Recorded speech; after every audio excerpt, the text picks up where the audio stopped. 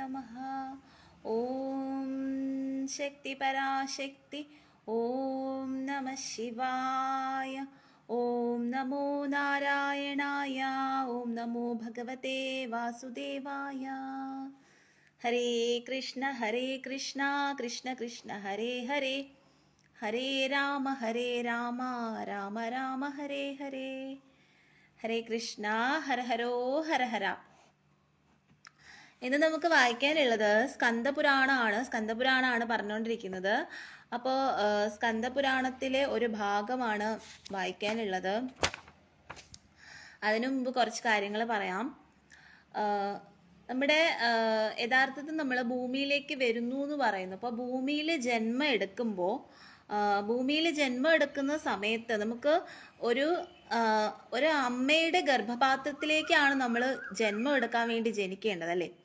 അപ്പോൾ ആ ഒരു ജന്മം നമ്മൾ എടുക്കുന്ന സമയത്ത് നമ്മൾ ആ ഗർഭപാത്രത്തിനുള്ളിൽ ഒരു കുഞ്ഞായിട്ട് ജനിക്കുന്നു.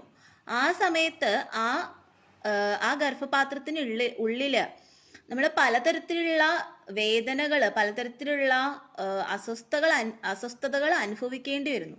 അപ്പോൾ ഒരു ജന്മം എടുക്കുന്ന ആ ടൈം മുതൽ നമ്മൾക്ക് പലതരത്തിലുള്ള പ്രശ്നങ്ങൾ ഉണ്ടാവുന്നു. അപ്പം അതുകൊണ്ടാണ് പറയുന്നത്, ഈ ജന്മം അവസാനിക്കുമ്പോൾ ഇനിയൊരു ജന്മം എടുക്കാതിരിക്കാൻ വേണ്ടിയിട്ട് ആ മുക്തിയിലേക്ക് അല്ലെങ്കിൽ ഭഗവാനിൽ അല്ലെങ്കിൽ ദൈവത്തിൽ ഒരു അഭയത്തിന് വേണ്ടിയിട്ട് ചോദിക്കണം എന്ന് പറയുന്ന കാര്യം അതുകൊണ്ടാണ്.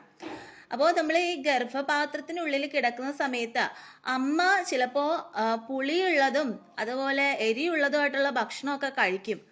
ഈ സമയത്ത് ഈ ഉള്ളിൽ കിടക്കുന്ന ആ കുഞ്ഞും അത് കുഞ്ഞിന്റെ ശരീരത്തിലേക്ക് വരും, അല്ലെങ്കിൽ കുഞ്ഞും ഭക്ഷിക്കേണ്ടി വരും. അപ്പൊ അതിന് നന്നായിട്ട് എരിയും, വേദനിക്കും. അങ്ങനെയൊക്കെ വേദന അനുഭവിക്കേണ്ടി വരും.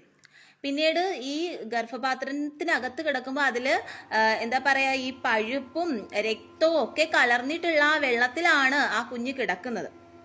ആ സമയത്ത് പലതരത്തിലുള്ള കൃമികളൊക്കെ വന്നിട്ട് ഈ കുഞ്ഞിന്റെ ശരീരത്തിൽ ഇങ്ങനെ വന്ന് കൊത്തും.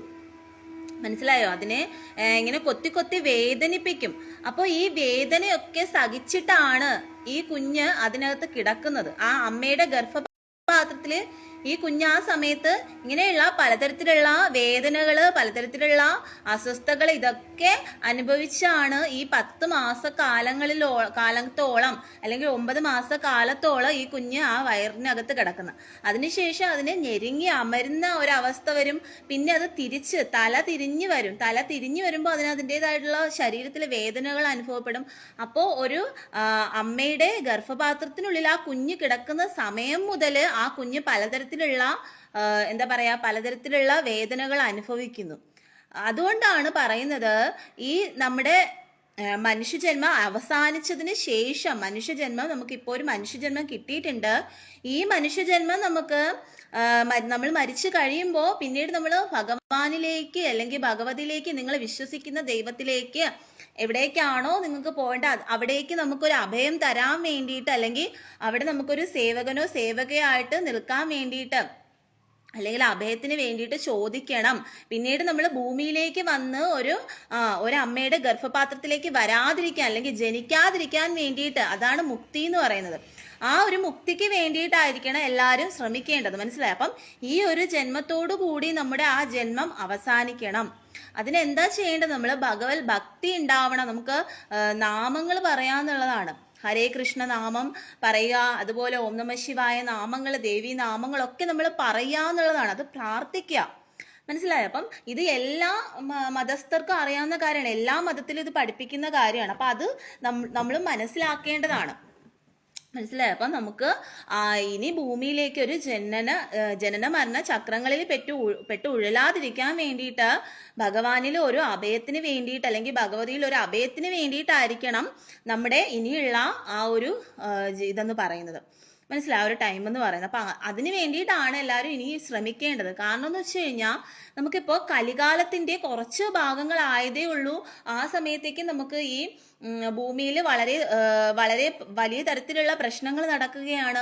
പലതരത്തിലുള്ള കൊലപാതകങ്ങൾ, പീഡനങ്ങൾ, പലതരത്തിലുള്ള പ്രശ്നങ്ങൾ, പകർച്ചവ്യാധികൾ, ഭൂചലനങ്ങൾ, പ്രകൃതിക്ഷോഭങ്ങൾ, ഇങ്ങനെ പല കാര്യങ്ങൾ നടക്കുന്നുണ്ട്. ഇതൊക്കെ ഇനിയും നടക്കാനിരിക്കുന്ന കാര്യങ്ങൾ. അപ്പം മനുഷ്യർ തന്നെ മാറി എന്താ പറയുക, മനുഷ്യരുടെ ആ ഒരു ക്വാളിറ്റീസ് എല്ലാം മാറിയിട്ട് അവർ മൃഗങ്ങളെ പോലെയുള്ള സ്വഭാവങ്ങളിലേക്ക് പല മനുഷ്യർ എത്തിക്കൊണ്ടിരിക്കുകയാണ്. അപ്പം ഇതിനിടയിൽ നല്ലവരായിട്ടുള്ള കുറേ മനുഷ്യർ പെട്ടുകിടപ്പുണ്ട്. അവർക്ക് വളരെയധികം ബുദ്ധിമുട്ടാണ് ജീവിച്ചു പോവാനായിട്ട്. മനസ്സിലായോ? അപ്പോൾ അതുകൊണ്ട് നമ്മൾ എല്ലാവരും ആ സ്ട്രെയിറ്റ് ആയിട്ടുള്ള വഴിയിൽ കൂടെ സഞ്ചരിക്കുക. നമ്മുടെ തെറ്റുകൾ എന്തെങ്കിലും ചെയ്തിട്ടുണ്ടെങ്കിൽ തെറ്റിന് ക്ഷമ ചോദിക്കുക. എന്നിട്ട് നേർവഴിയിലേക്ക് വരിക. എന്നിട്ട് എന്താണ് ചെയ്യേണ്ടത്? ആ മുക്തിയിലേക്ക് പോവാൻ വേണ്ടിയിട്ടുള്ള ആ ഒരു ഇത് ചോദിക്കുക എന്നുള്ളതാണ്. അപ്പം അതിനുള്ള ഗുണങ്ങൾ, അതിനുള്ള ക്വാളിറ്റീസ് നമ്മളിനി കൊണ്ടുവരിക എന്നുള്ളതാണ് നമുക്ക് ചെയ്യാൻ കഴിയുന്ന ഏറ്റവും വലിയ കാര്യം എന്ന് പറയുന്നത്. മനസ്സിലായോ? അപ്പം അതിന് വേണ്ടിയിട്ടായിരിക്കണം ഒരു മനുഷ്യ ജന്മം എന്ന് പറയുന്നത്. അതിന് വേണ്ടിയിട്ടായിരിക്കണം നാം എല്ലാവരും ശ്രമിക്കേണ്ടത്. മനസ്സിലായോ? അപ്പം അത് മനസ്സിലാക്കുക. അപ്പോൾ ഒരു കുഞ്ഞ് ജനിക്കുന്ന ടൈം മുതൽ ആ അമ്മയുടെ ഗർഭപാത്രത്തിനുള്ളിൽ കിടന്നിട്ട് ആ കുഞ്ഞ് പലതരത്തിലുള്ള വേദനകൾ സഹിച്ചാണ് ഈ ഭൂമിയിലേക്ക് വരുന്നത്. ഭൂമിയിലേക്ക് വന്നിറങ്ങി കഴിഞ്ഞു കഴിഞ്ഞാലും അതിന് പലതരത്തിലുള്ള കർമ്മഫലങ്ങൾ അനുഭവിക്കേണ്ടി വരും. അതിൽ സുഖവും കാണും, എന്നാൽ അതിനോടൊപ്പം ദുഃഖവും ഉണ്ടാവും. ചിലപ്പോൾ നമ്മളൊന്നും സേഫ് അല്ല. മനസ്സിലായോ? നമ്മളൊന്നും സേഫ് അല്ല. ഇനി അങ്ങോട്ടങ്ങോട്ട് പോകുന്ന കാലഘട്ടം എന്ന് പറയുന്നത്, ഇനി അങ്ങോട്ടങ്ങോട്ട് പോകുന്ന സമയങ്ങളിൽ നമ്മൾ ആരും തന്നെ ഈ ഭൂമിയിൽ സേഫ് അല്ല. മനസ്സിലായോ? അപ്പൊ അതുകൊണ്ട് ഭഗവാന്റെ ലോകങ്ങളിലേക്ക് എത്താൻ വേണ്ടിയിട്ടായിരിക്കണം നാം ഓരോരുത്തരും ശ്രമിക്കേണ്ടത്. അതിന് വേണ്ടിയിട്ടായിരിക്കണം ഈ തെറ്റിന്റെ വഴിയിൽ കൂടെ സഞ്ചരിക്കുന്നവരോടും നമ്മൾ അതിനെക്കുറിച്ച് പറഞ്ഞ് അതിനെ ബോധവൽക്കരിച്ചുകൊണ്ട് അവരെയും കൂടി നമ്മൾ ഈ നേർപാതയിലേക്ക് നയിക്കാൻ വേണ്ടിയിട്ടായിരിക്കണം നാം എല്ലാവരും ശ്രമിക്കേണ്ടത്. മനസ്സിലായോ? അപ്പൊ അതിന് വേണ്ടിയിട്ട് എല്ലാവരും ശ്രമിക്കുക. ഹരേ കൃഷ്ണ, ഹര ഹര മഹാദേവ, ഹര ഹരോ ഹര ഹര. അപ്പൊ ഇനി നമുക്ക് ഇന്ന് വായിക്കാനുള്ളതെന്ന് വെച്ചാൽ സ്കന്ദപുരാണമാണ്. അതിൽ കുലഗുരുവിന്റെ ഉപദേശം നമ്മൾ കഴിഞ്ഞ ക്ലാസ്സിൽ വായിച്ചു കഴിഞ്ഞു. അടുത്തത് വരുന്നത് കഴിഞ്ഞാൽ അസുര സാമ്രാജ്യ സ്ഥാപനം എന്നുള്ള ഒരു ഭാഗമാണ്. അപ്പോൾ ആ ഭാഗം ഞാൻ വായിക്കാം. അപ്പം ഞാൻ പറഞ്ഞിട്ടുണ്ടായിരുന്നു, അസുരകുലത്തിലും നല്ലവരും ദുഷ്ടന്മാരുമായിട്ടുള്ളവരുണ്ട്. അതുപോലെ തന്നെ ദേവകുലത്തിലും നല്ലവരും അതുപോലെ പലതരത്തിലുള്ള തെറ്റുകൾ ചെയ്യുന്നവരും ഉണ്ട്. അപ്പം ഏത് കുലത്തിൽ ജനിച്ചു എന്നുള്ളതിലല്ല കാര്യം, ആ കുലമഹിമയുടെ അതോ അല്ല കാര്യം. നമ്മുടെ ക്യാരക്ടർ അല്ലെങ്കിൽ നമ്മുടെ സ്വഭാവം നമ്മൾ നേരെ കൊണ്ടുപോവുക, അല്ലെങ്കിൽ നമ്മൾ തെറ്റുകൾ നമ്മൾ തിരുത്തിക്കൊണ്ട് ശരിയിലേക്ക് വരിക എന്നുള്ളതാണ് പ്രാധാന്യം എന്നുള്ള കാര്യം ഞാൻ നിങ്ങളോട് പറഞ്ഞിട്ടുണ്ടായിരുന്നു. അപ്പോൾ നമുക്ക് വിഷ്ണുപദത്തിൽ ലയിക്കുക എന്ന് പറയുക. അതെ, ചിലർക്ക് വിഷ്ണുപദത്തിൽ ലയിക്കുക എന്നായിരിക്കും, അതായത് വൈകുണ്ഠ ലോകങ്ങളിൽ പോകാനായിരിക്കും ഇഷ്ടം. അത് അങ്ങനെയാണ് പറയുന്നത്. ചിലർക്ക് എന്ന് പറഞ്ഞു കഴിഞ്ഞാൽ ദൈവത്തിൽ അഭയം പ്രാപിക്കാനായിരിക്കും. ചിലർക്ക് എന്ന് പറഞ്ഞു കഴിഞ്ഞാൽ ശിവലോകത്ത് പോയി പരബ്രഹ്മത്തിൽ ലയിക്കുക, അങ്ങനെ ഒരു തോട്ടുണ്ട്. ചിലർക്ക് ദേവിയുടെ ലോകങ്ങളിൽ പോകാനായിരിക്കും ഇഷ്ടം. അപ്പം അങ്ങനെ പല പല ലോകങ്ങളുണ്ട്. ചിലർക്ക് സ്വർഗ്ഗലോകങ്ങളിൽ പോകാം. പക്ഷെ ഈ മറ്റേ ഏത് ലോകങ്ങളിൽ പോയി കഴിഞ്ഞു കഴിഞ്ഞാലും നമുക്ക് ചിലപ്പോൾ ഭൂമിയിലേക്ക് തിരിച്ചു വരേണ്ടി വരും എന്നാണ് പറയുന്നത്. അപ്പം ഇതിലൊക്കെ കാട്ടിലും നമുക്ക് മുക്തിയാണ് വേണ്ടത്. അപ്പം ആ മുക്തിക്ക് വേണ്ടിയിട്ട് പ്രാർത്ഥിക്കുക എന്നുള്ളത്. അതിന് ടോപ്പ് മോസ്റ്റ് ആയിട്ടുള്ള എവിടെയാണ്? അത് വിഷ്ണുപദം ആണെങ്കിൽ അങ്ങനെയാണ്, വിഷ്ണുപദത്തിൽ ലയിക്കുക. അതിന് വേണ്ടിയിട്ട് നമ്മൾ പ്രാർത്ഥിക്കണമെന്നുള്ളതാണ്. അല്ലെങ്കിൽ നമുക്ക് എവിടെയാണോ കറക്റ്റ് ഇനി ഭൂമിയിലേക്ക് വരാതെ നമുക്ക് കറക്റ്റായിട്ട് ആ മുക്തി, പൂർണ്ണമായിട്ടുള്ള മുക്തി കിട്ടുന്ന പ്ലാനറ്റ് എവിടെയാണ്, അല്ലെങ്കിൽ പൂർണ്ണമായിട്ട് മുക്തി കിട്ടുന്നത് എവിടെയാണോ ഭഗവാനിൽ, അവിടേക്ക് എത്തിപ്പെടുക എന്നുള്ളതാണ്. മനസ്സിലാവും? അപ്പം അതിന് വേണ്ടിയിട്ടായിരിക്കണം നമ്മളെല്ലാവരും പ്രാർത്ഥിക്കേണ്ടത്. ഇനി ഞാൻ വായിക്കാം കേട്ടോ. ശ്രീ പരമേശ്വരൻ കനിഞ്ഞു നൽകിയ ഇന്ദ്രജാല രഥത്തിൽ കയറി ശൂരപത്മൻ സഹോദരന്മാരോടും പല കോടി അസുര വീരന്മാരോടും ഒത്ത് ദിഗജയ യാത്ര പുറപ്പെട്ടു. ആദ്യത്തെ രഥത്തേക്കാൾ തേജോമയവും വിശാലവും നിമിഷ നേരം കൊണ്ട് ഉദ്ദിഷ്ട സ്ഥാനത്ത് എത്തിച്ചേരുവാൻ വേഗതയുള്ളതുമാണ് ഇന്ദ്രജാല രഥം. 1 കോടി അശ്വങ്ങൾ പൂട്ടിയ ഈ അത്ഭുത രഥത്തിനു പിന്നാലെ 1000 സിംഹങ്ങളും 1000 കുതിരകളും 1000 ഭൂതങ്ങളും പൂട്ടപ്പെട്ട രഥത്തിൽ കയറി സിംഹമുഹാസുരനും ജ്യേഷ്ഠനോടൊപ്പം ദിഗജയ യാത്ര പുറപ്പെട്ടു. കോടിക്കണക്കിന് കുതിരകളെ പൂട്ടിയ അത്ഭുത രഥത്തിൽ താരകാസുരനും യാത്ര പുറപ്പെട്ടു. ഉത്തരദിക്കു ലക്ഷ്യമാക്കിയുള്ള യാത്രയായിരുന്നു അവരുടെ യാത്ര. അപ്പോൾ ഇവിടെ എന്ന് പറഞ്ഞു കഴിഞ്ഞാൽ സിംഹമുഹാസുരനും അതുപോലെ തന്നെ ആ അസുരന്റെ സൈന്യങ്ങളും എല്ലാവരും കൂടി ചേർന്ന് താരകാസുരനും എല്ലാവരും കൂടി ചേർന്നൊരു യാത്ര പുറപ്പെടുകയാണ്. ആ ഒരു ഭാഗമാണ് ഇവിടെ പറയുന്നത്. ശൂരപത്മാതി രാക്ഷസ വീരന്മാരും സേനകളും കുബേരനഗരമായ അളകാപുരിയെ വളഞ്ഞു.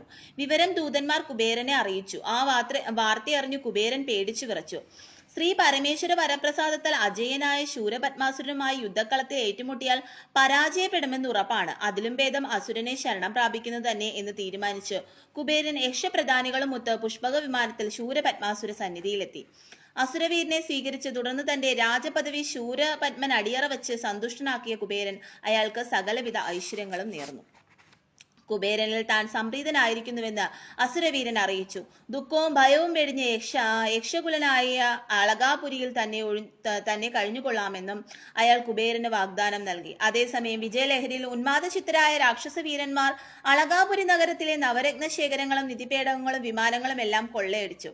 ആനകൾ, കുതിരകൾ, രഥങ്ങൾ എന്നിവ ഇഷ്ടാനുസരണം രാക്ഷസ വീരന്മാർ കൈവശപ്പെടുത്തി. അപ്പൊ ഈ രാക്ഷസന്മാരെന്ന് പറഞ്ഞു കഴിഞ്ഞാൽ വളരെയധികം ദുഷ്ടന്മാരാണ്, ക്രൂര മനസ്സുള്ളവരാണ്. അപ്പൊ ഇവരെ കണ്ടപ്പോ തന്നെ കുബേര ഭഗവാന്റെ ആ കുബേര ലോകത്തിലേക്കാണ് പോകുക. അപ്പൊ ഈ കുബേരന് ഈ പറയുന്ന ഈ രാക്ഷസ വീരന്മാരെ, അസുര വീരന്മാരെ കാണുമ്പോൾ തന്നെ കുബേരന് വളരെയധികം ഭയം ഉണ്ടാവുകയാണ്. അങ്ങനെ കുബേരൻ സ്വന്തം ഇഷ്ടപ്രകാരം തന്നെ സ്വയമേ തന്നെ തന്റെ എന്താ പറയാ സ്ഥാപന ജംഗമ വസ്തുക്കളും രത്നങ്ങളും മണിമാളികകളും എല്ലാം തന്നെ സ്വയം എന്ത് ചെയ്യുകയാണ്, കുബേരൻ ഇവരുടെ കൈകളിലേക്ക് കൊടുക്കുകയാണ്. ഈ അസുരന്മാർക്ക് കൊടുത്തിട്ട് കുബേരൻ അവിടെ നിന്ന് ഒഴിഞ്ഞു പോവുകയാണ്. അപ്പോൾ കുബേരൻ അങ്ങനെ അടിയറവ് പറഞ്ഞ് ഈ അസുരന്മാരിൽ നിന്ന് ഒഴിഞ്ഞു പോവുകയാണ്. അപ്പോൾ ഇത് കാണുമ്പോൾ ഈ അസുരന്മാർ അവിടെ അവരുടെ ഒരു സാമ്രാജ്യം അവിടെ സ്ഥാപിപ്പിക്കപ്പെടുകയാണ്. അളകാപുരിയെ വിട്ടുപുറപ്പെട്ട ശൂരപത്മാതി സഹോദരന്മാരും സേനകളും ആദ്യം വടക്കുകിഴക്കു ദിക്കയിലേക്ക് യാത്ര തിരിച്ചു. ആ ദിക്ക് ഈശാന രുദ്രവാസ സ്ഥലമാണെന്നറിഞ്ഞ് പിന്തിരിഞ്ഞ രാക്ഷസ സേന തുടർന്ന് ഇന്ദ്രലോകത്തിലേക്ക് യാത്രയായി. ആ വാർത്തയറിഞ്ഞ ദേവേന്ദ്രൻ സംഭീതനായി സ്വർഗലോകത്തിൽ അഭയം പ്രാപിച്ചു. ഇന്ദ്രലോകത്തെ കൊള്ളയടിച്ച് വിശിഷ്ട വസ്തുക്കളെല്ലാം അപഹരിച്ച ശേഷം രാക്ഷസ വീരന്മാർ ദേവേന്ദ്രനെ തിരിഞ്ഞ് സ്വർഗലോകത്തിൽ ചെന്നു. അവർ അവിടെ നിന്നും വില കൂടിയ വസ്തുവകകളെല്ലാം അപഹരിച്ച് സ്വർഗലോകം അഗ്നിക്കിരയാക്കി. സ്വർഗലോകത്തിൽ നിന്ന് ജൈത്രയാത്ര ആരംഭിച്ച രാക്ഷസ സൈന്യം അഗ്നിദേവസ്ഥാനമായ തേജോവതിയിലെത്തി. അഗ്നിദേവൻ പല കോടി വീരന്മാരുമൊത്ത് ആളിപ്പടർന്നു കത്തിജ്വലിച്ച് രാക്ഷസ പടകളെ രൂക്ഷമായി ആക്രമിച്ചു. രാക്ഷസ വീരന്മാരും അഗ്നിദേവ വീരന്മാരും തമ്മിൽ ഘോരമായ യുദ്ധം നടന്നു.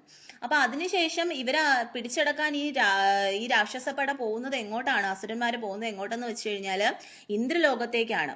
അപ്പൊ ഇന്ദ്രലോകത്തേക്ക് ഈ രാക്ഷസന്മാര് വരുന്നത് കണ്ട ഉടനെ തന്നെ ദേവേന്ദ്രനും മറ്റുള്ള ദേവന്മാരെല്ലാം ദേവലോകത്തേക്ക് പോവുകയാണ്. അങ്ങനെ ഇന്ദ്രലോകത്തുള്ള എല്ലാ വസ്തുവകകളും പിടിച്ചടക്കിയതിനു ശേഷം ഈ അസുരവീരന്മാര് ദേവലോകത്തേക്ക് വരികയാണ്. അവിടെയും എല്ലാം പിടിച്ചടക്കുകയാണ്. അതിനുശേഷം അവർ അഗ്നിലോകത്തേക്ക് പോവുകയാണ്. അഗ്നിലോകത്ത് പോകുമ്പോഴേക്ക് അവിടെ കത്തിജ്വലിച്ച് ആളിപ്പടർന്ന് നിൽക്കുന്ന അഗ്നി ഭഗവാനുണ്ട്, അഗ്നിദേവ വീരന്മാരുണ്ട്. ആ അഗ്നിവീര ദേവന്മാരുമായിട്ട് ഈ രാക്ഷസന്മാര്, ഈ അസുരന്മാര് ഘോരമായിട്ടുള്ള യുദ്ധം ചെയ്യുകയാണ്. അങ്ങനെ അവിടെ ഘോരമായിട്ടുള്ള യുദ്ധം നടക്കുകയാണ്. കോപാവേശത്താൽ താരകാസുരൻ തന്റെ ചാപം കുലച്ച് പാശുപതാസ്ത്രം കയ്യിലേന്തി ഈശ്വരമന്ത്രം ഉച്ചരിച്ചു. ശക്തിയേറിയ ശിവാസ്ത്രം തന്നെയും തേജോവതി നഗരത്തെയും മാത്രമല്ല ത്രിലോകങ്ങളെയും സംഹരിക്കുമെന്ന് ഭയന്ന അഗ്നിദേവൻ താരകാസുര സന്നിധിയിൽ ചെന്ന് തൊഴുതു നിന്നു. താരകാസുരൻ അഗ്നിദേവന് മാപ്പു നൽകി. എന്നിട്ട് ഇവിടെയെല്ലാം പിടിച്ചടക്കുകയാണ്. അപ്പം ഈ ദുഷ്ടന്മാരായിട്ടുള്ള അസുരന്മാരുടെ കൂട്ടത്തില് യുദ്ധം ചെയ്തിട്ട് ഈ അതായത് ഈ ദേവവീരന്മാർക്ക് പോലും എന്താ ചെയ്യാ, അവരെ തോൽപ്പിക്കാൻ കഴിയുന്നില്ല. അവസാനം താരകാസുരന്റെ മുന്നില് അഗ്നിദേവൻ പോലും അടിയറവ് പറയുകയാണ്.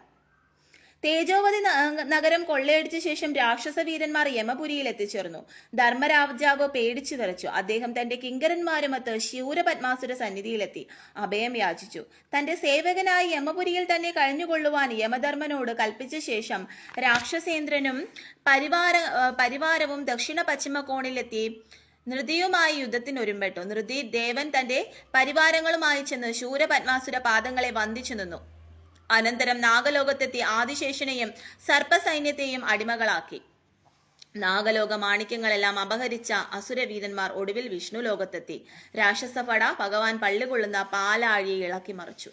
അങ്ങനെ ഇവര് അതിനുശേഷം എവിടെ ചെല്ലുകയാണ്? നാഗലോകത്തെത്തുകയാണ്. നാഗലോകത്ത് അറിയാലോ, നാഗലോകത്തിന്റെ അധിപൻ എന്ന് പറയുന്നത് ആദിശേഷനാണ്. ആദിശേഷനെയും അവര് എന്ത് ചെയ്യുകയാണ്, അടിമകളാക്കുകയാണ്. അതുപോലെ സർപ്പ സൈന്യത്തെയും അടിമകളാക്കുകയാണ് ഈ അസുരന്മാര്. അതിനുശേഷം നാഗലോക മാണിക്യങ്ങളെല്ലാം അപഹരിച്ചെടുക്കുകയാണ്. അതിനുശേഷം ഈ അസുരവീരന്മാർ എവിടെ എത്തുകയാണ്? വിഷ്ണു ലോകത്ത് എത്തുകയാണ്. അവിടെയും രാക്ഷസ പട ഭഗവാൻ പള്ളികൊള്ളുന്ന പാലാഴിയെ ഇളക്കി മറിക്കുകയാണ്. ശബ്ദ കോലാഹലങ്ങൾ കേട്ട് അനന്തശായിയായ ശ്രീ പത്മനാഭൻ നിദ്രയിൽ നിന്നുണർന്നു. ഭൂമി ദേവിയും ലക്ഷ്മി ദേവിയും ഭയചകിതരായി ഭഗവാനെ ആശ്ലേഷിച്ചു. ഭയപ്പെടേണ്ടെന്ന് ദേവിമാർ ആശ്വസിപ്പിച്ച മഹാവിഷ്ണു കോപഭാവത്തോടെ ആയുധധാരിയായി ഗരുഡാരോഹണം ചെയ്തു. അഹങ്കാരികളായ അസുരവീരന്മാരെ ലക്ഷ്യമാക്കി ഭഗവാൻ തുരുതുരെ അസ്ത്രങ്ങൾ തൊടുത്തുവിട്ടു. അസുരവീരന്മാർ ഭയന്നു വിറച്ച് നാലുപാടും ഓടി. അസുരപ്പടകൾ തോറ്റോടുന്നത് കണ്ട് കോപാകുലനായ താരകാസുരൻ വർദ്ധിത വീരനായി പാഞ്ഞു നിന്ന് മഹാവിഷ്ണുമായി ഏറ്റുമുട്ടി ശരവർഷം ചെയ്തു. ദിവ്യാസ്ത്രങ്ങൾ കൊണ്ട് വിഷ്ണു അസുരന്റെ രഥം തകർത്ത് സാരഥിയെയും നിഗ്രഹിച്ചു. മായാരൂപങ്ങൾ പ്രാപിച്ച താരകാസുരനും ഭഗവാനും 4 ദിവസങ്ങൾ തുടർച്ചയായി നിന്ന് യുദ്ധം ചെയ്തു. 1 കോടി ബാണങ്ങൾ പ്രയോഗിച്ച മഹാവിഷ്ണു താരകാസുരന്റെ വില്ലും രഥവും കുതിരകളെയും തകർത്തെറിഞ്ഞു. അതോടെ ഉഗ്രകോപം പൂണ്ട താരകാസുരൻ ആർത്തട്ടഹസിച്ചു. അയാൾ തന്റെ വൈരദണ്ഡായുധം ചുഴറ്റി ലോകങ്ങളെ വിറകൊള്ളിച്ചുകൊണ്ട് യുദ്ധക്കളത്തിൽ സംഹാര താണ്ഡവം നടത്തി. അപ്പോ അതിനുശേഷം ഈ താരകാസുരനും അതുപോലെ തന്നെ വിഷ്ണു ഭഗവാനും തമ്മിൽ അതിഘോരമായിട്ടുള്ള യുദ്ധം നടക്കുകയാണ്. വിഷ്ണു ഭഗവാന് വളരെയധികം ബലശാലിയാണ്. ഭഗവാന് വളരെയധികം സിദ്ധികളുണ്ട്, വളരെയധികം അത്ഭുത കാര്യങ്ങൾ ചെയ്യാൻ കഴിയും. എന്നാൽ കൂടിയും ഈ പറയുന്ന ഈ താരകാസുരന്റെ പടയുമായിട്ട് വിഷ്ണു ഭഗവാന് പോലും ഒരുപാട് സമയം യുദ്ധം ചെയ്യേണ്ടി വന്നു. അത്രയും കഠിനമായിട്ടുള്ള, അത്രയും അതിഘോരമായിട്ടുള്ള യുദ്ധം തന്നെ അവിടെ നടക്കുകയാണ്.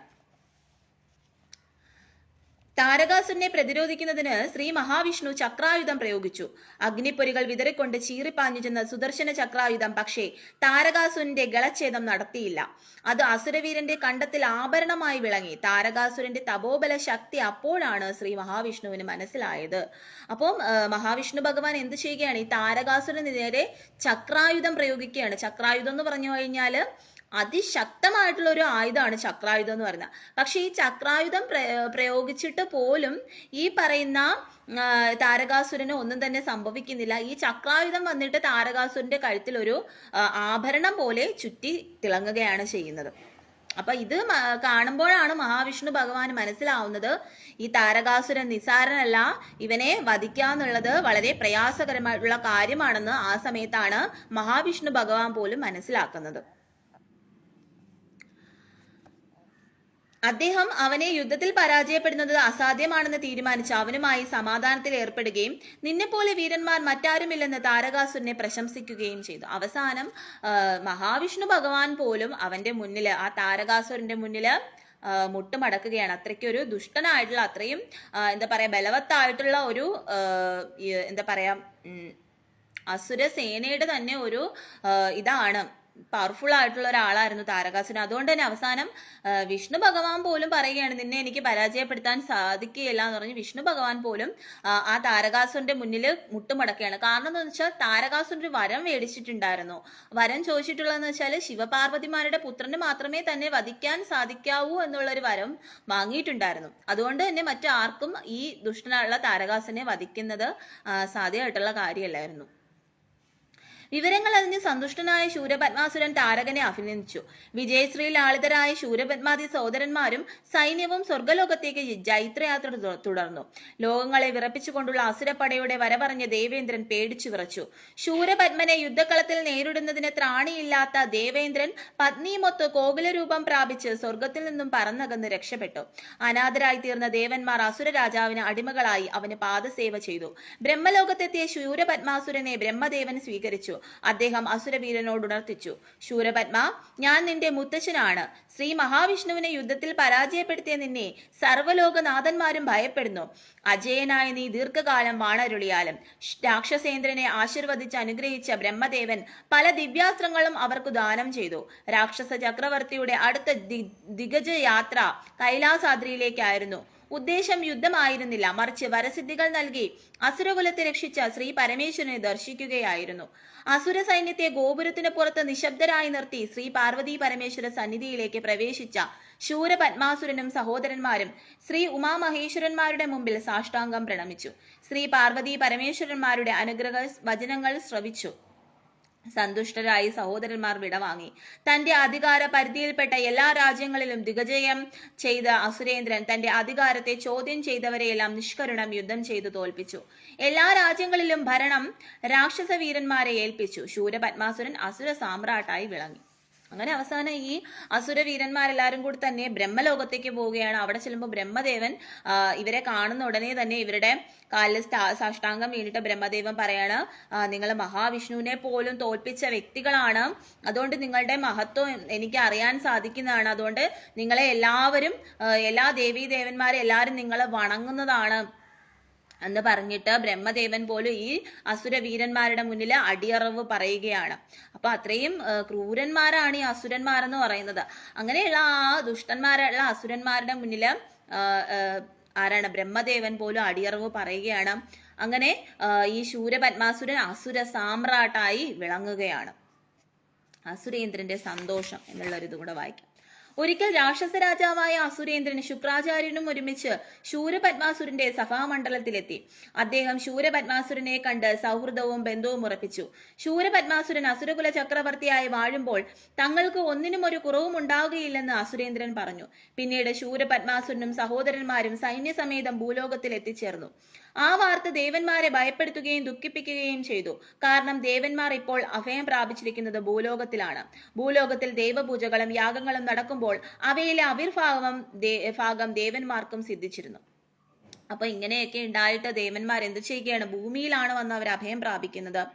എന്നിട്ട് ഭൂമിയിൽ വന്നിട്ട് അവര് ആ ഹവിസുകൾ, അവർക്ക് ഈ പറയുന്ന പോലുള്ള ഓരോ പൂജകളും കർമ്മങ്ങളും നടക്കുന്നതിൽ നിന്ന് ലഭിക്കുന്ന ഹവിസുകളൊക്കെ ഭക്ഷിച്ചുകൊണ്ടാണ് ഈ ദേവന്മാർ പിന്നീട് ഭൂമിയിൽ ജീവിക്കുന്നത്. ഭൂമിയിൽ വേദകർമാദികൾ മുടങ്ങിയാൽ ക്ഷീണം സംഭവിക്കുന്നത് ദേവന്മാർക്കാണ്. അതുകൊണ്ട് രാക്ഷസ വീരന്മാർ ഭൂലോകത്തെ പ്രാപിച്ചപ്പോൾ വഴിയും ഗതിയും മുട്ടിയ ദേവന്മാരും മുനിശ്രേഷ്ഠന്മാരും പാലാഴിയിൽ അനന്തശയനം ചെയ്യുന്ന ശ്രീ വിഷ്ണു ദേവനെ ചെന്നു കണ്ട് തങ്ങളുടെ സങ്കടം ഉണർത്തിച്ചു. ശ്രീ മഹാദേവനെ ധിക്കരിച്ച് യാഗം നടത്തിയ ദക്ഷന്റെ ക്ഷണം സ്വീകരിച്ച് ആ യാഗത്തിൽ പങ്കുചേർന്നത് കൊണ്ടാണ് ദേവന്മാർക്കും മഹർഷിമാർക്കും ഇപ്പോൾ ദുഃഖിക്കേണ്ടി വന്നിരിക്കുന്നതെന്നും ഭഗവാനിൽ നിന്നും വരപ്രസാദം സിദ്ധിച്ചിട്ടുള്ള ശൂരപത്മാസുരനെയും സഹോദരന്മാരെയും നിഗ്രഹിക്കുവാൻ തന്നാൽ സാധിക്കുകയില്ലെന്നും മഹാവിഷ്ണു അറിയിച്ചു. അങ്ങനെ അവസാനം ഈ ദേവന്മാരെല്ലാവരും ചേർന്ന് മഹാവിഷ്ണുവിന്റെ അടുത്തേക്ക് ചെല്ലുകയാണ്. അപ്പോ മഹാവിഷ്ണു പറയുകയാണ്, മഹാദേവനെ വിളിക്കാതെ ഒരു യാഗം ദക്ഷൻ നടത്തിയിരുന്നു. ആ യാഗത്തില് ദേവന്മാരെല്ലാവരും പോയി പങ്കെടുത്തു. അപ്പൊ അത് പങ്കെടുത്തു എന്ന് പറയുന്നത് ദേവന്മാർ ചെയ്ത ഏറ്റവും വലിയ തെറ്റാണ്. കാരണം മഹാദേവനെ മാറ്റി നിർത്തിക്കൊണ്ട്, ത്രിമൂർത്തികളിൽ ഒരാളാണ് മഹാദേവൻ, അങ്ങനെയുള്ള ആ മഹാദേവനെ മാറ്റി നിർത്തിക്കൊണ്ടാണ് നിങ്ങൾ ആ ദേവന്മാരെല്ലാവരും ചേർന്ന് ആ യാഗത്തിൽ പങ്കെടുത്തത്. അതുകൊണ്ട് ആ മഹാദേവന്റെ ശാപമാണ്, ആ ശാപത്തിന്റെ ഫലമാണ് ഇപ്പോൾ ഈ ദേവന്മാരെല്ലാം അനുഭവിക്കുന്നത്. അതുകൊണ്ട് തനിക്ക് ഒന്നും തന്നെ ചെയ്യാൻ സാധിക്കുന്നതല്ല എന്ന് മഹാവിഷ്ണു ഭഗവാൻ ഇവിടെ അവരോട് പറയുകയാണ്. ആ അസുരവീരന്മാരുമായി സമാധാനം സ്ഥാപിക്കുക മാത്രമാണ് മാർഗമെന്നും അദ്ദേഹം അറിയിച്ചു. അതുകൊണ്ട് തന്നെ ഈ ഇത്രയും കഠിനമായിട്ടുള്ള അസുരവീരന്മാരുമായിട്ട് നിങ്ങൾ ഒരു സമാധാനം സ്ഥാപിക്കുക മാത്രമാണ് നിങ്ങൾക്ക് ചെയ്യാൻ കഴിയുന്ന ഒരേ ഒരു മാർഗമെന്ന് അദ്ദേഹം ദേവന്മാരെ അറിയിക്കുകയാണ്. വിഷ്ണുദേവന്റെ അഭിപ്രായം അനുസരിച്ച് ദേവന്മാർ ശൂരപത്മാസുരനെ സന്ധിച്ച് അസുര ചക്രവർത്തിക്ക് ആശിസുകൾ നൽകി. അവനെ അനുസരിച്ച് നടന്നുകൊള്ളാമെന്ന് സമ്മതിച്ചു. ദേവന്മാരുമൊത്ത് 11 കോടി രുദ്രന്മാർ നിൽക്കുന്നത് കണ്ട് ശൂരപത്മാസുരൻ അതിനുള്ള കാരണം അന്വേഷിച്ചു. അതിന് മറുപടിയായി മഹാവിഷ്ണു രുദ്രസംഭവ കഥ വിവരിച്ചു കൊടുത്തു. അങ്ങനെ അവസാനം ഈ ദേവന്മാരെല്ലാവരും കൂടി ചെന്നിട്ട് എന്ത് ചെയ്യുകയാണ്? ഈ അസുരന്മാരുടെ മുന്നിൽ സാഷ്ടാംഗം പ്രണമിക്കുകയാണ്. എന്നിട്ട് പറയുകയാണ്, ഞങ്ങളെല്ലാം തോറ്റു, നിങ്ങളാണ് ഏറ്റവും വലിയ ആൾക്കാർ എന്നൊക്കെയുള്ള രീതിയിൽ എന്താ പറയാ, നിങ്ങളെ അനുസരിച്ച് ഈ അസുരന്മാരെല്ലാം അനുസരിച്ച് ഞങ്ങൾ ജീവിച്ചോളാം എന്നൊക്കെ പറഞ്ഞ് ഈ ദേവന്മാർ അവിടെ ചെന്ന് അസുരന്മാരുടെ മുന്നിൽ ചെന്ന് സാഷ്ടാംഗം വീഴുകയാണ്. അപ്പോൾ ആ സമയത്ത് ശ്രീ മഹാവിഷ്ണു ഭഗവാൻ രുദ്ര സംഭവ കഥ അതിനെക്കുറിച്ച് വിവരിച്ചു കൊടുക്കുകയാണ്. അതാണ് ഏകാദശ രുദ്രന്മാരെന്ന് പറയുന്നത്. അപ്പം ഈ ഏകാദശ രുദ്രന്മാരെ കുറിച്ച് ഭഗവാൻ അവർക്ക് പറഞ്ഞു കൊടുക്കുകയാണ്. അപ്പൊ ഏകാദശ രുദ്രന്മാർ എന്നുള്ള ഭാഗം നമുക്ക് അടുത്ത ക്ലാസ്സിൽ വായിക്കാം.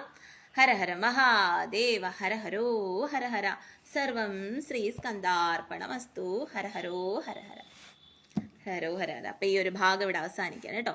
അപ്പൊ ഇതുകൊണ്ടാണ് പറയുന്നത് നമ്മുടെ ഭൂമിയിലും ഉണ്ട് ഇതുപോലെയുള്ള അസുരന്മാരും ദേവന്മാരും അല്ലേ. അപ്പം ഈ അസുരന്മാര് അസുരന്മാരിൽ തന്നെ ദുഷ്ടരായിട്ടുള്ളവരുണ്ട്. ആ ദുഷ്ടരായിട്ടുള്ളവർ പെരുകുമ്പോഴാണ് ആ ദുഷ്ടവരായിട്ടുള്ളവരുടെ മനസ്സിൽ ഈ പറയുന്ന എന്താ പറയാ ഇങ്ങനെയുള്ള അഷ്ടവൈരികളൊക്കെ ഉണ്ടായി. ക്രോധം, കാമം, വെറി, ഇങ്ങനെയുള്ള പല കാമക്രോധ, ലോഭ, മോഹ, മത, മാത്സര്യ, ഡംബ, അസൂയ, ഇങ്ങനെയുള്ള പല പല അഷ്ടവൈരികൾ ഉണ്ടാകുമ്പോഴാണ് ഈ പറയുന്ന തരത്തിലുള്ള അസുരന്മാര് എന്ത് ചെയ്യുന്നത്? നമ്മുടെ ഭൂമിയെ നശിപ്പിക്കുന്നത്, നമ്മുടെ ഭൂമിയിൽ പലതരത്തിലുള്ള പ്രശ്നങ്ങൾ ഉണ്ടാവുന്നത്. അപ്പൊ ഈ കാലഘട്ടത്തില് ഈ കടന്നു പോകുന്ന കലികാലത്തിൽ നമുക്ക് വളരെയധികം ബുദ്ധിമുട്ടാണ് നമുക്ക് ജീവിച്ചു പോകാൻ. കാരണം ഇവിടെ പലതരത്തിലുള്ള പ്രശ്നങ്ങൾ ഉണ്ടാവുന്നുണ്ട് അല്ലേ.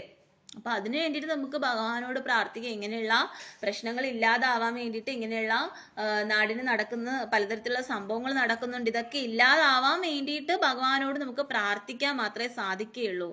അങ്ങനെ അതിനു വേണ്ടിയിട്ട് നമുക്ക് പ്രാർത്ഥിക്കാന്നുള്ളതാണ്. മനസ്സിലായോ? അതുപോലെ തന്നെ എന്ന് വെച്ചാൽ നമുക്ക് ഈ പറയുന്ന മയക്കുമരുന്ന് എന്ന് പറയുന്നത് അതൊരു വലിയൊരു വിഷം ആണല്ലേ. MDMA എന്ന് പറയുന്നത് ഇപ്പൊ അതാണ് ഇറങ്ങിയിട്ടുള്ള. MDMA എന്ന് പറയുന്ന ഒരു മയക്കുമരുന്നൊക്കെ യൂസ് ചെയ്തിട്ടാണ് ഇപ്പോൾ ഉള്ള തലമുറകളെല്ലാം നശിച്ചുകൊണ്ടിരിക്കുന്നത്.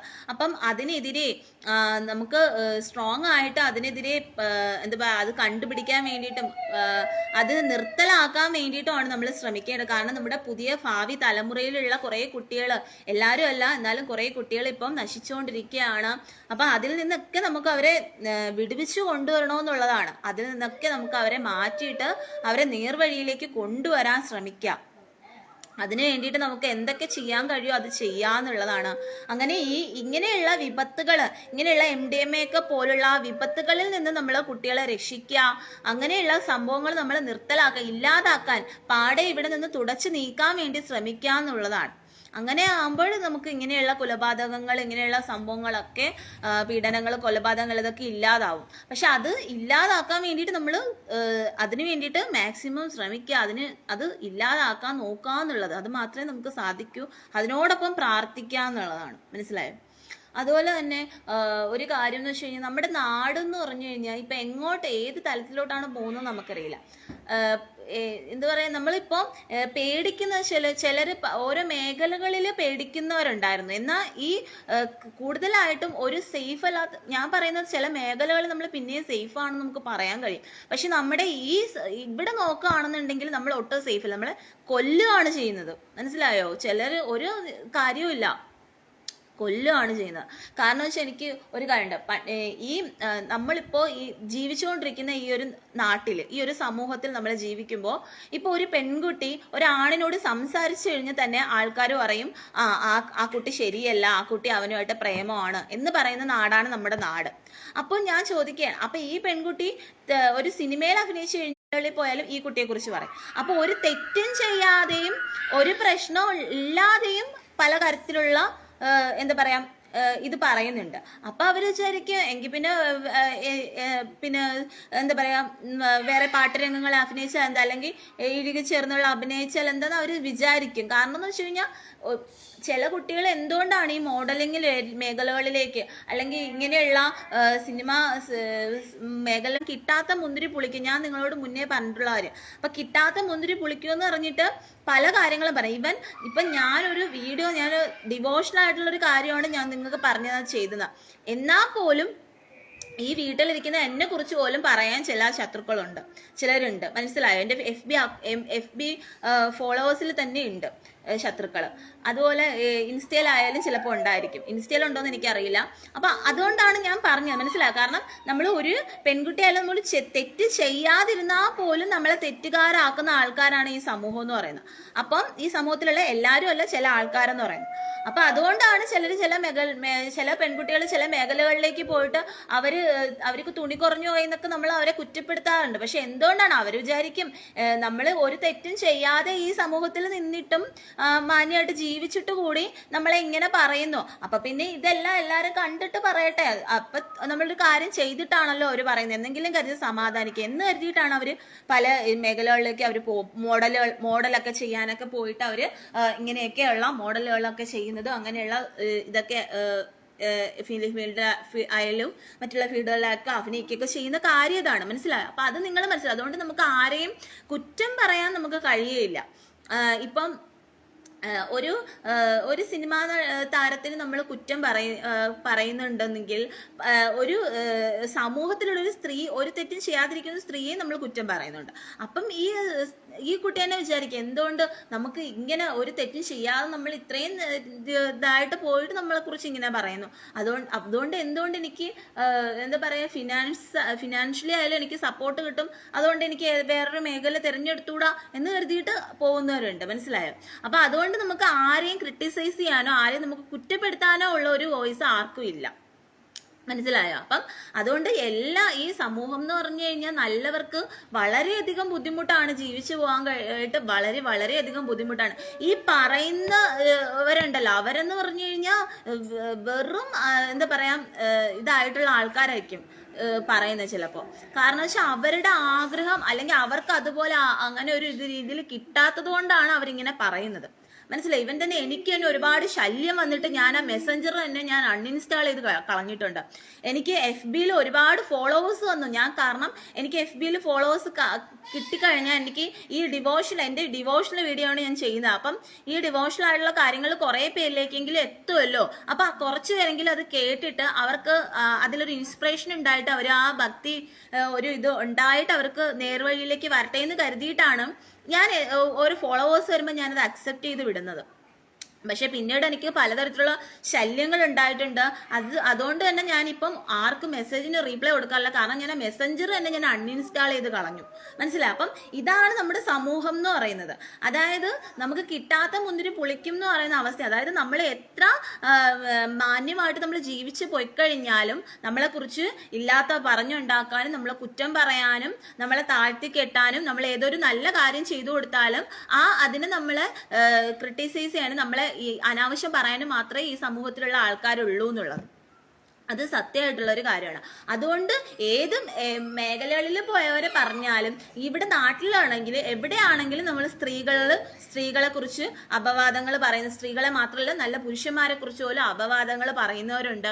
നേർവഴിക്ക് നയിക്കുന്നവരെ കൂടി ഇല്ലാത്ത പറയുന്ന ആൾക്കാർ കൂടുതലായിട്ട് നമ്മുടെ സമൂഹത്തിലുണ്ട്. മനസ്സിലായി? അങ്ങനെയുള്ള ചെകുത്താന്മാരെന്ന് തന്നെ പറയാം, അല്ലെങ്കിൽ അങ്ങനെയുള്ള ഡബിൾ മൈൻഡുള്ള സ്ത്രീകളും ഉണ്ട്, ഡബിൾ മൈൻഡുള്ള പുരുഷന്മാരും ഉണ്ട്, ആണുങ്ങളും ഉണ്ട്. മനസ്സിലായോ? അപ്പൊ അത് നമ്മൾ മനസ്സിലാക്കുന്നുള്ളൂ. അപ്പം നമ്മുടെ കൂടെ നിന്നുകൊണ്ട് നമുക്ക് ശത്രുത ചെയ്യുന്നവർ പോലും ഉണ്ട്. നമ്മുടെ ഫോളോവേഴ്സിൽ ഇതാണ് നിങ്ങളോട് പറഞ്ഞത്, എൻ്റെ FBയിലെ ഫോളോവേഴ്സിലുള്ളവരിൽ പോലും എന്താ പറയാ എനിക്ക് ശത്രുക്കളുണ്ട്. ഒരു എന്താ പറയാ എൻ്റെ ഫ്രണ്ട്സിനെ തന്നെ എടുത്തിട്ട് അവരെ മെസ്സേജ് അയച്ചിട്ട് അവരോട് ഇങ്ങനെ പറഞ്ഞോട്ട് അങ്ങനെ നിങ്ങൾക്ക് അറിയാമല്ലോ. അതിനെക്കുറിച്ച് എനിക്കത് അറിയില്ല. അപ്പൊ ഇതൊന്നും ഞാനിപ്പോൾ മൈൻഡ് ചെയ്യാൻ പോവാറില്ല. കാരണം എന്താ വെച്ചാൽ ഞാൻ ഈ മെസ്സഞ്ചർ തന്നെ ഞാനിപ്പോൾ അൺഇൻസ്റ്റാൾ ചെയ്തിട്ടാക്കുവാണ്. ചുരുക്കം കുറച്ച് ഫ്രണ്ട്സ് മാത്രമേ എനിക്കുള്ളൂ. അതും എന്താ പറയാ ഒരു ലിമിറ്റേഷൻസിൽ മാത്രമാണ് ഞാൻ അവരോട് സംസാരിക്കാറുള്ളത്. മനസ്സിലായോ? അപ്പൊ അതുകൊണ്ട് നമ്മൾ അത്രയും മൈന്യൂട്ടായിട്ട് നമ്മൾ മനസ്സിലാക്കി വേണം ഒരു ഫ്രണ്ട്സിനെ തിരഞ്ഞെടുക്കുന്നത് പോലും, അല്ലെങ്കിൽ നമ്മൾ ഒരാൾക്ക് സംസാരിക്കുന്നത് പോലും അത്രയും നമ്മൾ മൈന്യൂട്ടായിട്ട് വേണം സംസാരിക്കാൻ. മനസ്സിലായോ?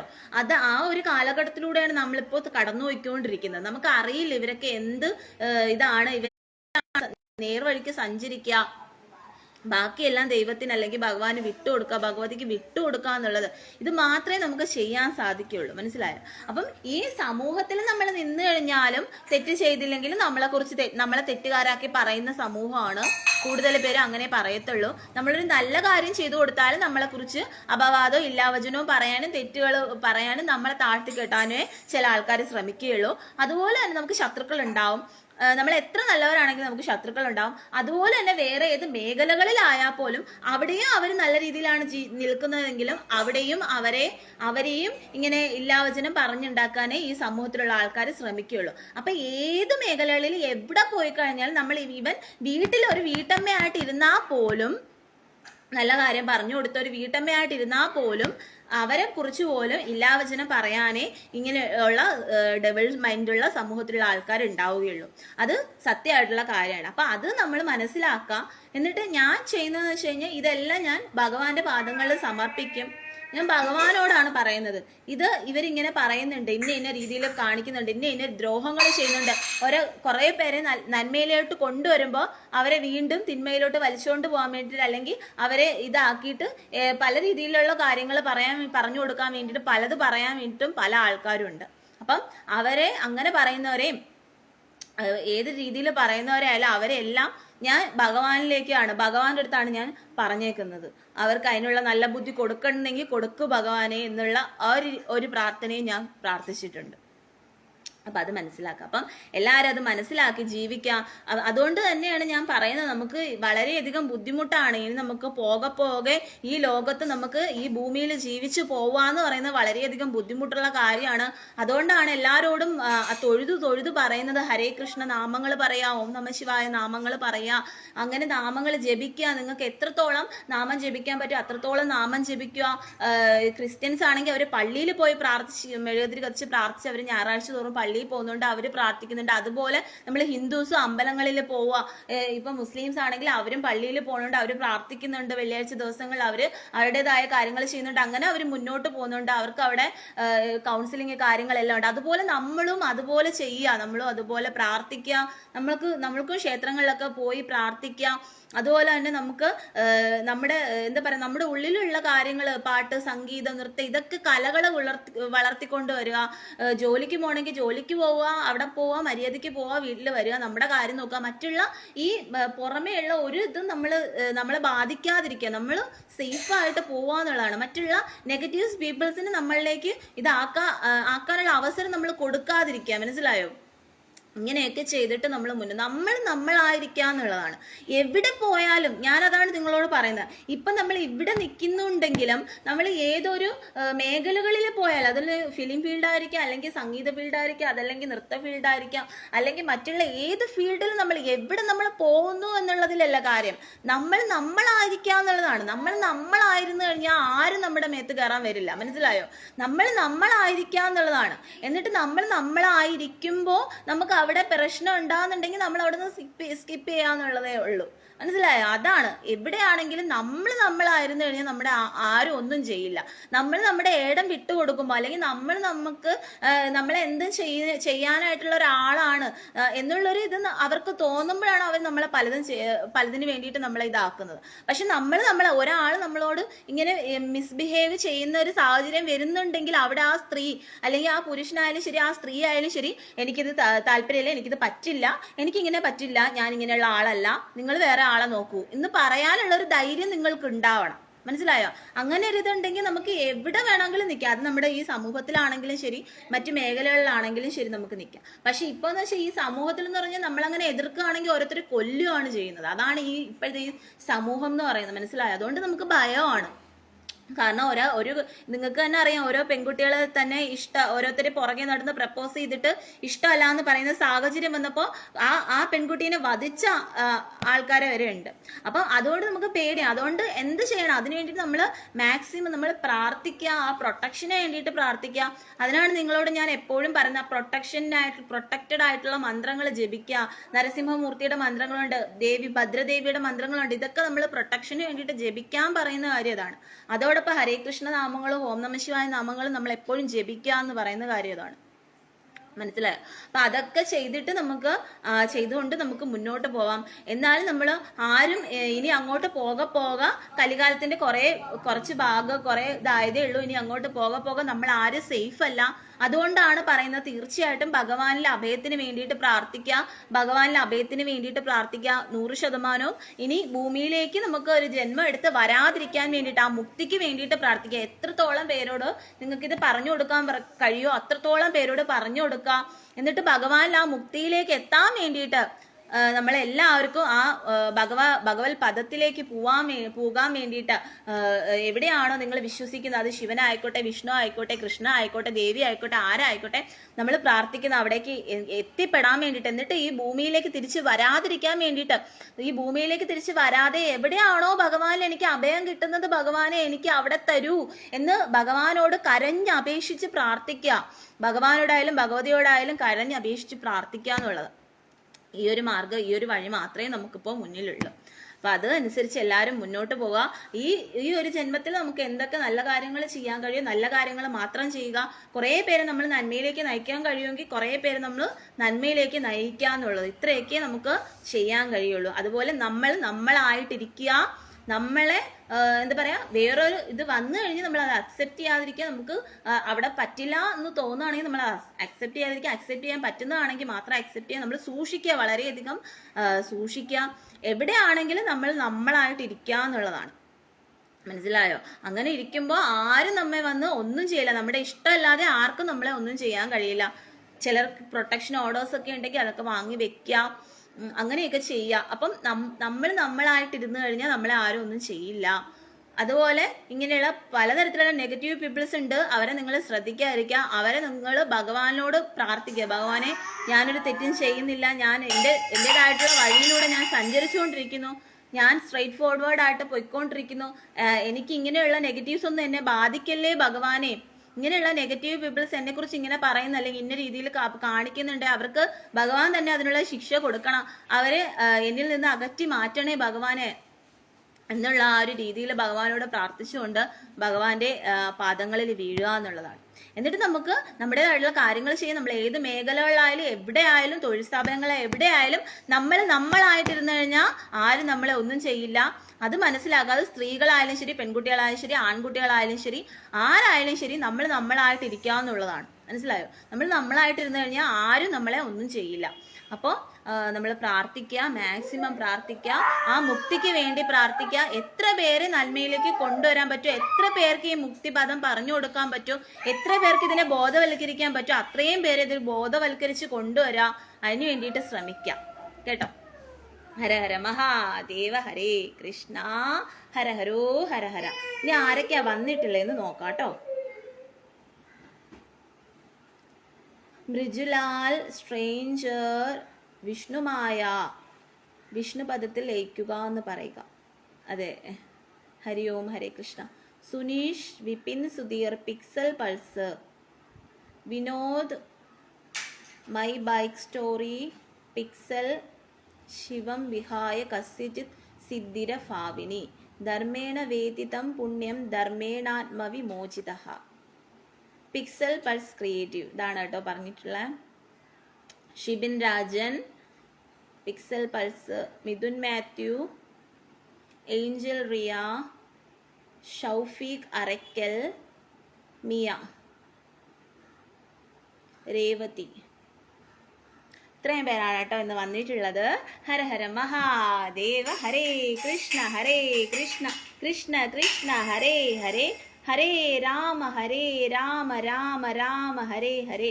ഓം ഭജത്ഭുവേ നമഃ. ഹര ഹരോ ഹര ഹര.